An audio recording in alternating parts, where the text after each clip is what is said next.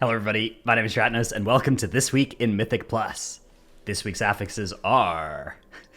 me drawing this is from last week. This week's affixes, though, are Sanguine, Grievous, Fortified, and of course, Encrypted.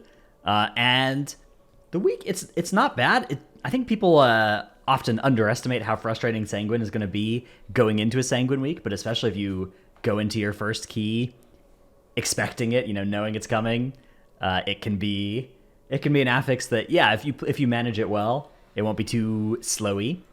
The thing to, I guess, adjust in your mindset mostly going into the week, obviously, first of all, with Grievous active, let's do some best practices on Grievous. Obviously, make sure you have health stones and health potions. Health stones, obviously, if you're playing with a warlock. Health potions, and then the timing of using stuff like defensives, off healing, and health potion is a little bit different than I think. Like, a lot of people will do it when they're low on health personally, but especially if you're a DPS player, the time you want to be using defensives or health potions or off healing is actually not so much based on just your health. You need to see what the health of the rest of the group is looking like. If you're ever low on health and the rest of the group is hurting as well, that's a really good time to hit health pot on kind of any week, but especially on Grievous week. But if you're at like 20% health and nobody else in the group is taking damage, well, the next healer global is being dumped into you, right? And so do not panic and press your health pot in that spot unless obviously there's incoming damage that is about to kill you, in which case, go for it. But that's my tip against Grievous. The one against Sanguine, first of all, the Sanguine Grievous combo, just make sure you don't take that first tick of Sanguine, especially if, your tank is getting beat up because your healer's not going to have a free global for you, and that's going to start ticking the Grievous on you. But with Sanguine in particular, what you want to do is you want to use your AoE stuns and AoE crowd control effects early in the pull rather than late, and save knock effects for the end of the pull, but don't use those early. But you don't want to use stuff like AoE stuns as mobs are dying, because, of course, Sanguine will be a problem there.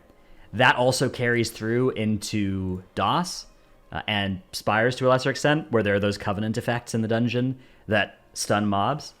You want to use those on pull rather than like towards the end of a pull or in the middle of a pull, because you don't want anything to get Sanguine healed. So, yeah, if you're going to use Night Faerns in this dungeon, click them on pull, is the other piece of advice there. And then, yeah, knock effects are a little bit different. Grip effects, anything like that, save them for the end of the pull. Have the tank start kiting towards the end of the pull, so that the mobs are kind of spread out and not right on top of each other. That often helps with Sanguine as well. And even DPS is also valuable if you can, trying to kill mobs around the same time so that they don't have time to Sanguine heal. So, those are the tips this week. I think the main thing is just, like, if you just type "remember it's Sanguine week" into party chat before your first key of the week, that'll help as well, potentially. Because just getting people in the mindset for it is often the biggest hurdle, especially early in the week. So, yeah, don't really have much else for you this week. Go out, do some keys. It's not the worst week, but I think it's... Sanguine week is always this one where I go into Sanguine weeks thinking it's going to be pretty good, and then I come out of Sanguine weeks like, thank goodness, now I don't have to deal with Sanguine next week. Yeah, hope you enjoyed the video. Good luck in your keys. Thanks for watching, and I'll see you in the next one. Bye.